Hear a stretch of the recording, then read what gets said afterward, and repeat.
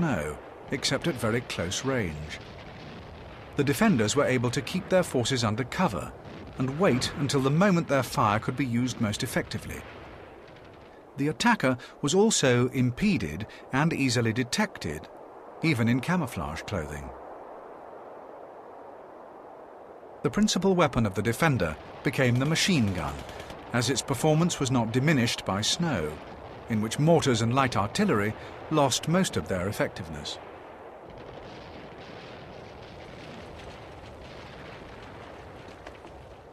Replacements were also becoming a problem for the German forces. After the war, it became clear from the diaries of Army Group North that the commanders of both formations had intentionally prohibited, even during calm periods, the removal of a unit from the front in order to grant it a period of rest.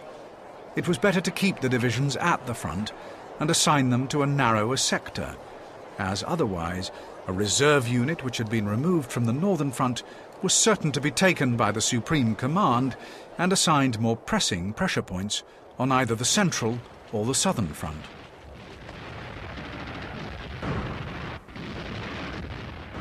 Although the northern front was regarded as being of secondary importance, it was in no sense a backwater. There was still a great deal of terrible fighting in very difficult terrain, with extensive swamps and few roads through the vast sections of trackless forest, which presented a logistical nightmare.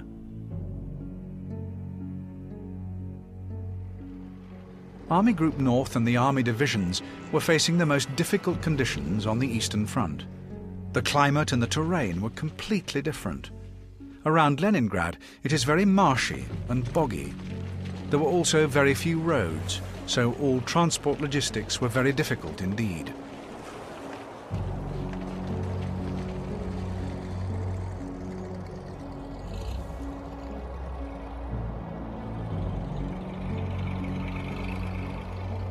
To compound the difficulties for the Germans, by October of 1941, the first partisan attacks had begun to cause severe difficulties in the rear areas.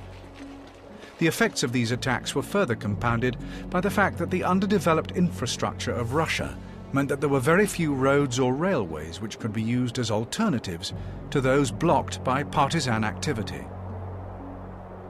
The Russian winter was a nightmare along the whole of the front. But it was Army Group North which bore the brunt of the most extreme Russian winters. It is impossible to exaggerate the cruel realities of fighting in the ferocious winters of northern Russia.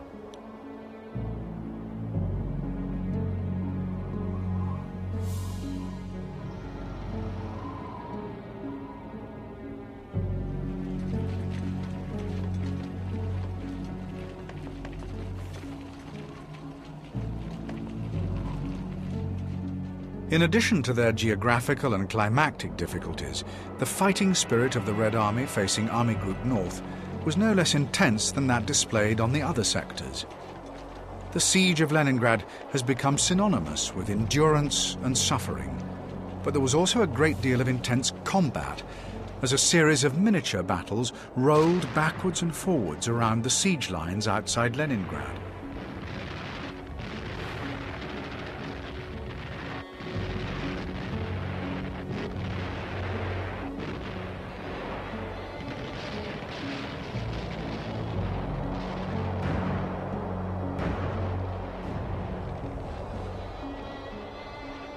Despite coming very close to victory on a number of occasions, Army Group North was never able to close the ring around Leningrad completely, and the High Command continued to draw desperately needed divisions away from the Army Group North sector in order to feed other hard-pressed sectors.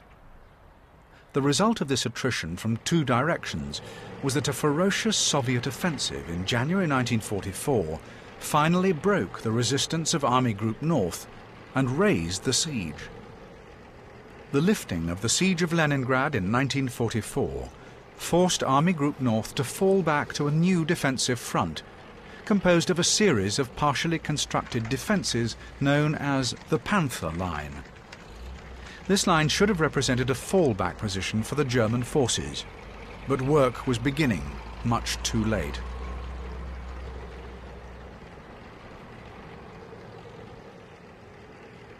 The Panther Line was envisaged as a series of strong fortifications, incorporating parts of the northern regions of the Soviet Union, in a line running southwards from Lake Dvina and Lake Pskov, near the town of Narva on the Baltic coast of Estonia. It was envisaged that the German troops retreating behind the line would occupy a series of excellent defensive points.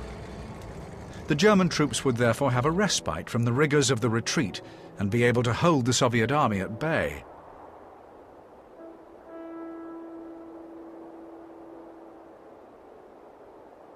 Meanwhile, the armoured formations and the air formations of the German army were repaired and returned to the fray to renew combat with their Soviet foes. However, the Panther Line was constructed merely as an afterthought when it was much too late. The German armies had suffered defeats and simply did not have enough troops to man the line effectively. In those areas where adequate defences had been prepared in the line and there were sufficient German troops and aircraft available, it proved a very formidable obstacle for the Soviet army to overcome. Had it been properly prepared as part of a coherent overall strategic plan, the Panther Line could have been held.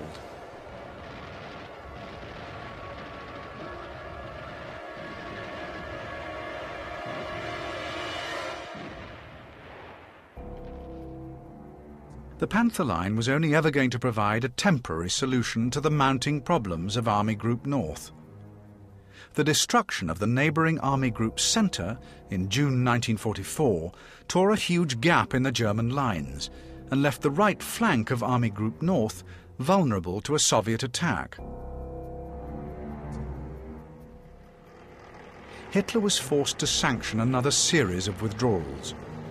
From the Panther Line, Army Group North were forced to retreat in relatively good order towards Germany, fighting a series of ferocious defensive battles as they went, the most notable of these being the defence of Narva in 1944. The battle for Narva plays a very important part in the Soviet-German war, because Narva is the gateway to Estonia.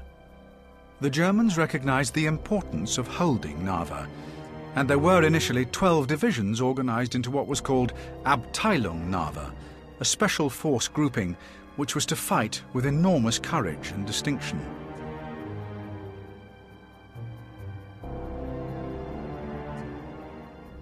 The defense of Narva was a bitterly fought encounter.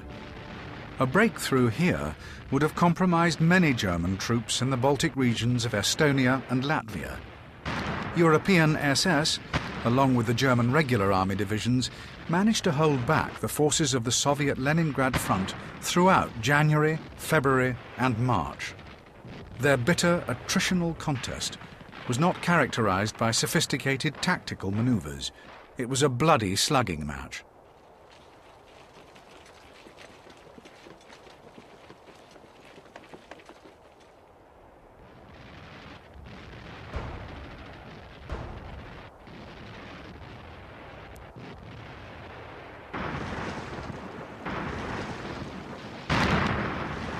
The German formations were saved by the early spring thaw of late March 1944, which produced seas of mud floods of at least 1 foot deep in an area of 100 to 140 miles square.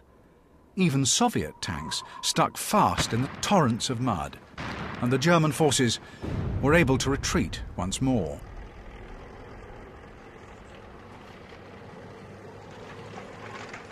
The incredible resistance offered by Army Group Narva, a scratch formation drawn from the slender resources of Army Group North, represents an impressive example of military improvisation and stands comparison with the other German defensive battles fought elsewhere in Russia and Italy. The mainstay of resistance in Narva was the 3rd SS Panzer Corps, which included the long-serving SS Police Division, along with the new SS Viking Division, comprised of volunteers from different nationalities.